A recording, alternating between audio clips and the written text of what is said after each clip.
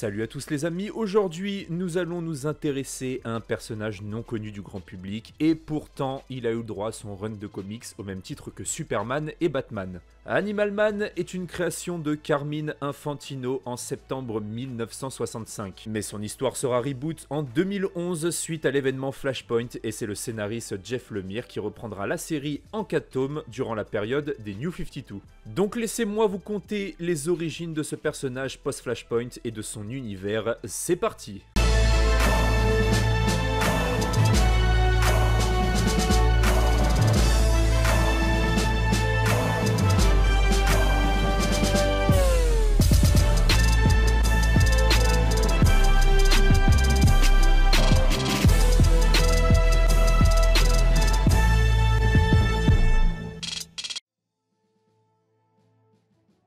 Bernard Buddy Baker est acteur-cascadeur jouant dans des films minables et alors qu'il effectue le chemin du retour pour retrouver sa famille, il va apercevoir une comète ou plutôt un vaisseau spatial s'écraser non loin de la route. Il va décider d'aller y jeter un œil et sur place il va être enlevé par des extraterrestres qui vont effectuer sur lui une série de modifications génétiques afin de lui donner des super pouvoirs et vont le laisser inconscient dans l'herbe avec une tenue posée à côté de lui. Buddy Baker va finir par se réveiller et via quelques flashs qui vont lui revenir en tête, il va très vite comprendre qu'il est maintenant muni de pouvoirs et va s'empresser d'aller les découvrir.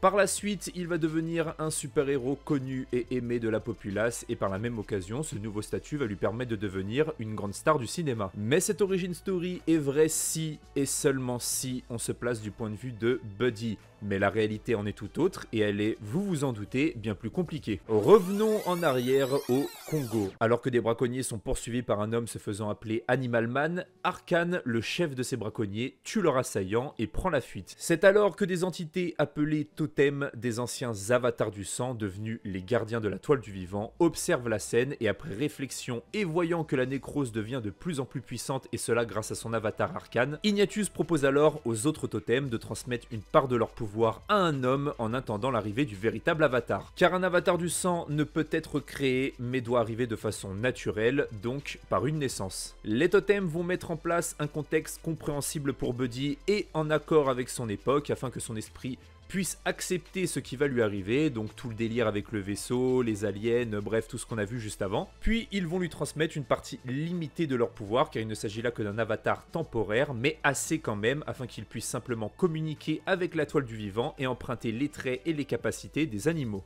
Et depuis ce jour, Buddy va utiliser ses capacités pour devenir un super-héros et protéger les gens ainsi que sa famille et plus particulièrement Maxine qui est sa fille et la véritable future avatar du sang. Bien, maintenant que je vous ai parlé des origines d'Animal Man, on va pouvoir passer au reste, car oui, durant mon histoire, je vous ai cité plusieurs points, plusieurs choses, sans rentrer vraiment dans les détails, comme les totems, la toile du vivant, la nécrose, l'avatar du sang, et vous êtes en droit de vous demander... Qu'est-ce que ça veut dire que ceci ? Commençons par le commencement. Dans l'univers de DC, il existe 3 éléments primordiaux de la vie, le sang, la sève et la nécrose. L'un ne peut fonctionner sans l'autre, le sang a besoin de la nécrose de la sève et la sève a besoin du sang.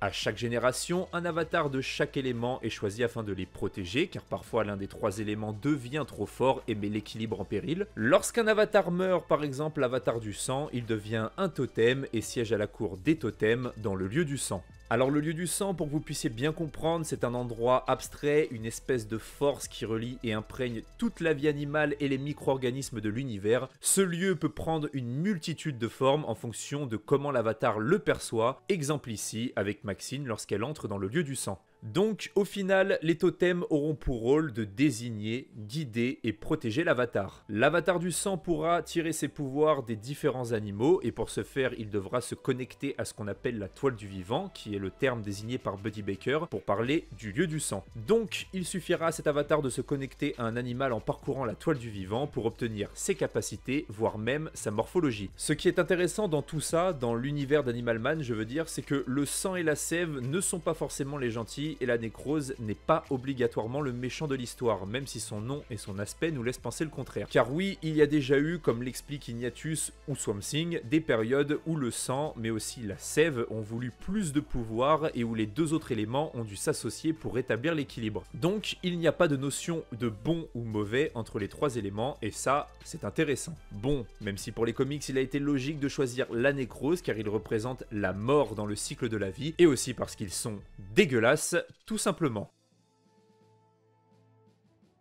Revenons à notre héros Animal Man, ou plutôt l'avatar du sang, et voyons quels sont ses pouvoirs. Comme expliqué, Buddy tire ses pouvoirs de la toile du vivant, ce qui lui permet d'obtenir les capacités de tous les animaux ayant jamais vécu sur Terre. Pour ce faire, il le fait soit en se connectant sur un animal spécifique près de lui, soit en tirant son pouvoir du règne animal en général. Donc il a déjà eu la force d'un T-Rex, la durabilité d'un rhinocéros, etc., etc. Buddy est également capable de prendre l'apparence d'un animal, et d'ailleurs plus tard, il sera assez puissant pour prendre l'apparence et les capacités de n'importe quel animal de l'univers. Sa fille Maxine, quant à elle, est elle aussi capable de tout ça, mais en plus elle est capable d'utiliser le corps d'un animal pour régénérer son propre corps si elle est sur le point de mourir, de soigner les blessures comme elle l'a déjà fait avec son père, ou encore de contrôler les animaux et leur demander d'effectuer des actions, comme attaquer par exemple. Pour ce qui est des comics à lire, ça sera très rapide. Je vais vous conseiller de commencer par le tome 1 et 2 d'Animal Man, de la collection New 52 ou DC Renaissance en français, suivi du tome 2 et du tome 3 de Swamp Thing, car il représente l'avatar de la sève et il sera lié à Buddy pour vaincre l'avatar de la nécrose qui menace l'équilibre, et enfin de terminer avec le tome 3 et le tome 4 d'Animal Man. Animal Man a certes un univers complètement what the fuck, mais j'ai apprécié rentrer dans son monde et découvrir une nouvelle facette de DC que je ne connaissais pas, avec tout le délire du sang, de la sève, de la nécrose, les avatars, les totems, bref tout ça. Et de plus, pour une fois, il est intéressant de voir un super-héros qui n'est pas forcément le plus fort ou le plus charismatique, car Buddy va passer son temps à se faire rouler dessus et se manger des mandales dans la truffe, et il sera bien souvent sauvé par sa fille ou encore d'autres personnages. En plus, quand on regarde de plus près, ce n'est même pas lui le véritable héros de l'histoire, puisque Buddy n'est qu'un pion, un père de famille qui veut simplement protéger sa fille, qui elle en revanche est la véritable clé placée au centre de l'histoire. Bref, c'est toute cette nouveauté que j'ai apprécié découvrir, même si, et là c'est purement personnel, je n'étais pas vraiment fan du style des dessins. J'avoue que parfois ça me brûlait les yeux, mais bon ça c'est les goûts et les couleurs, en soi ce n'est même pas un défaut. Donc j'espère que cette vidéo t'aura plu, et si c'est le cas alors n'hésite pas à liker, partager, ainsi qu'à t'abonner, et je te souhaite de joyeuses fêtes et une bonne année. Ali.